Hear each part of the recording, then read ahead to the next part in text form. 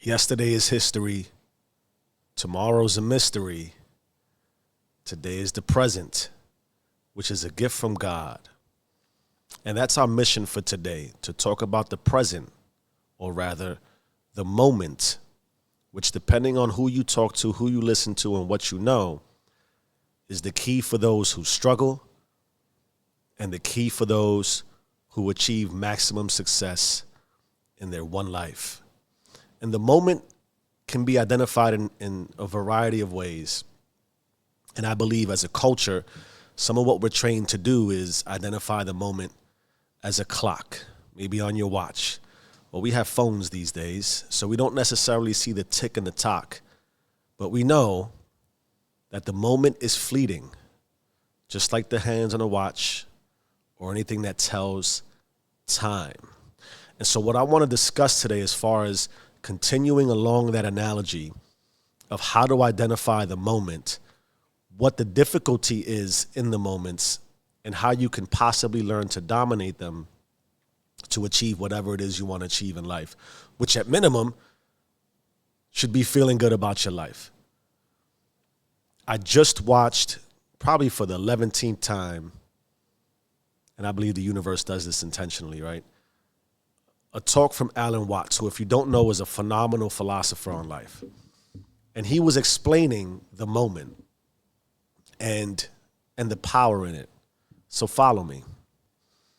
He went first, and if you would imagine, a boat.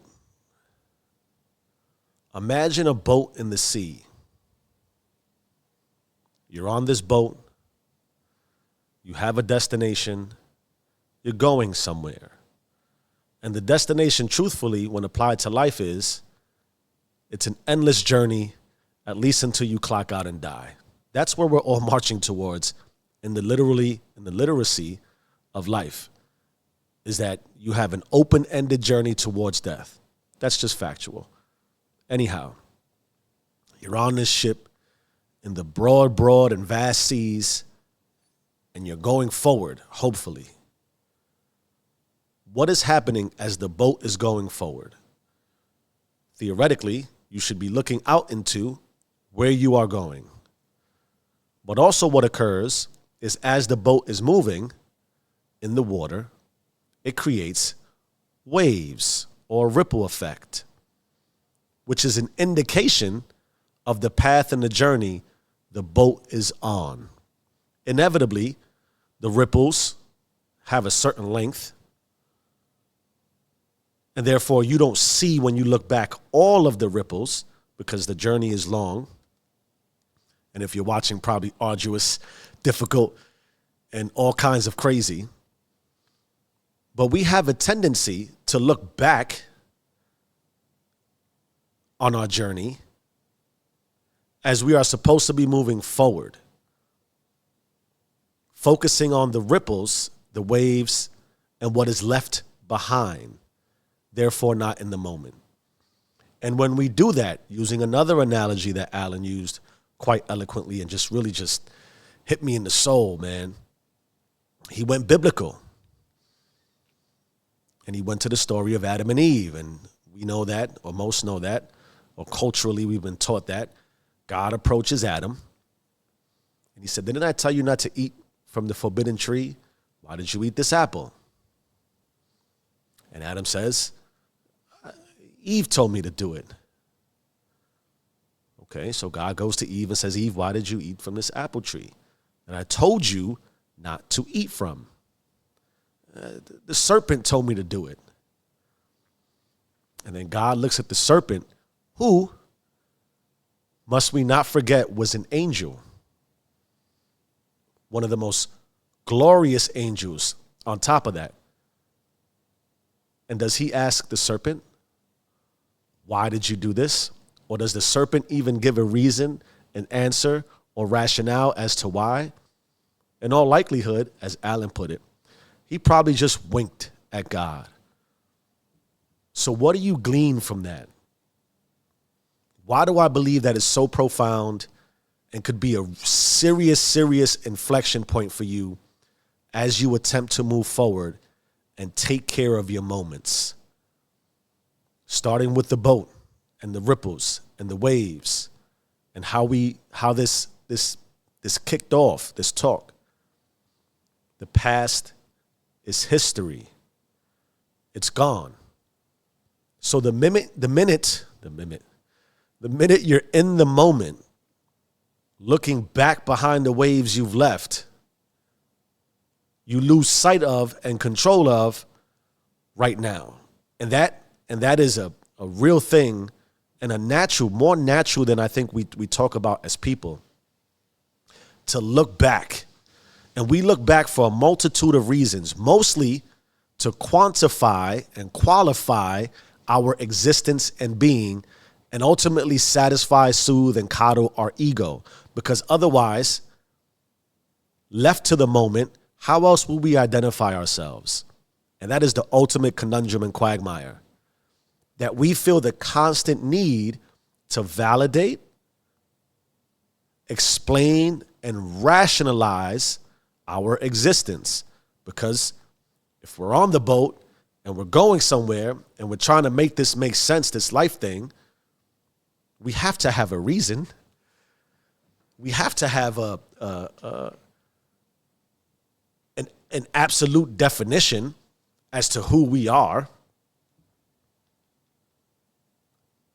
And if it's in the moment, but you're explaining it based on the waves that have been left behind, then your moment, by language, by default, and by logic, your moment, the present, the gift, is dictated, predicated, and defined as everything that has already happened and is gone. And even and I think we get caught up in using the past to almost imply everything is fucked up now because it was fucked up then.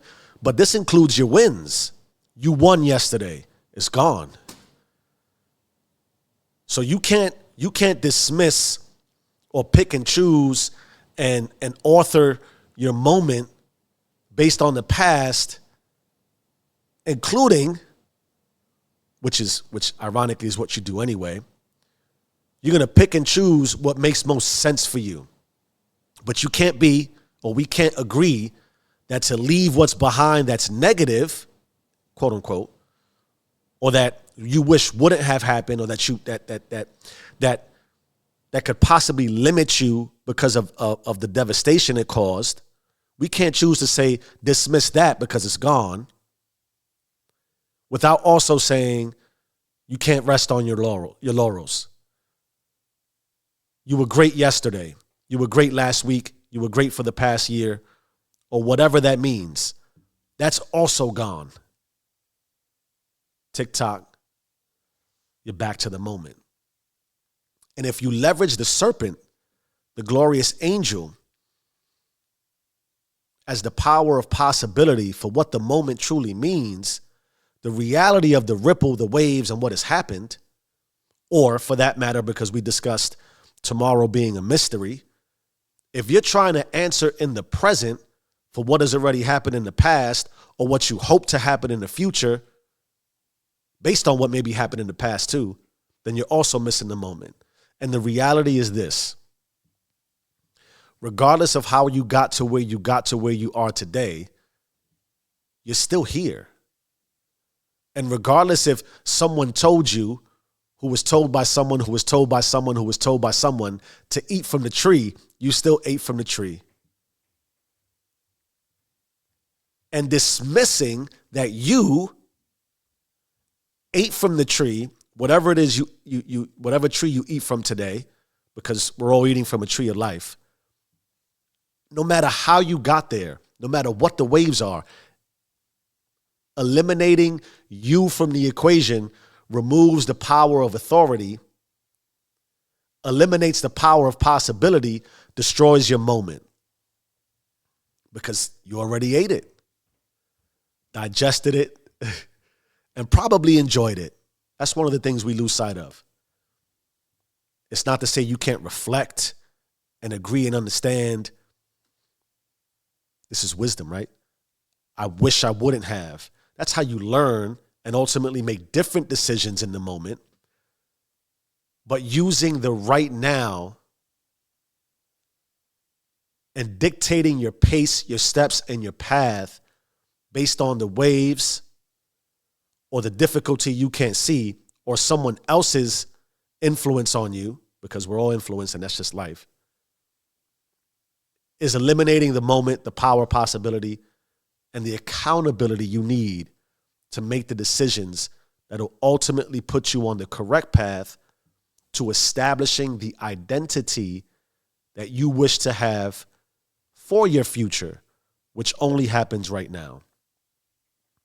And ultimately what this equates to is your ability, our ability, my ability,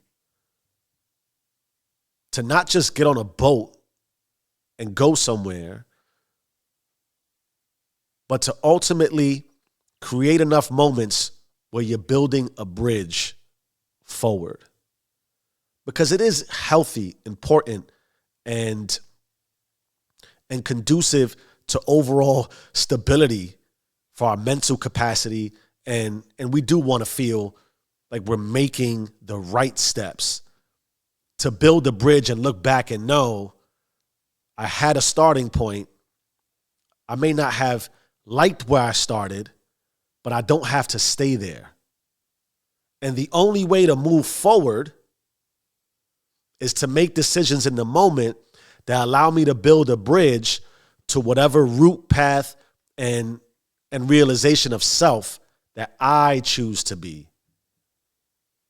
The tree that I choose to eat from, the influences I choose to absorb, the power I choose to take over my life.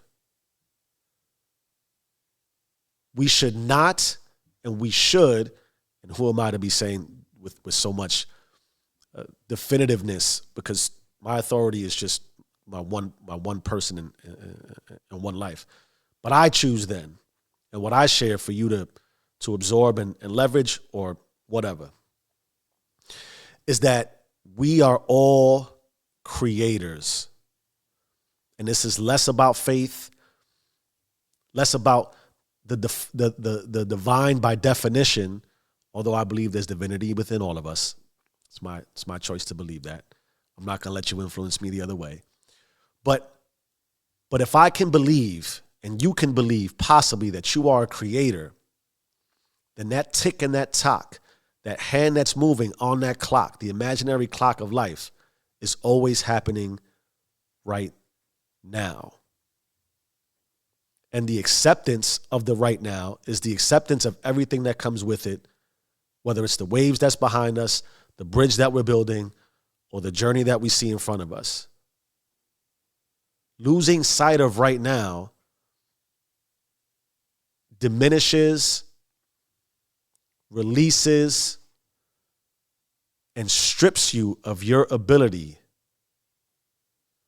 to be maximized in everything you see and ultimately feel right now. It's all you really have. Change your mind, change your life. I am who I say I am. Stay rich.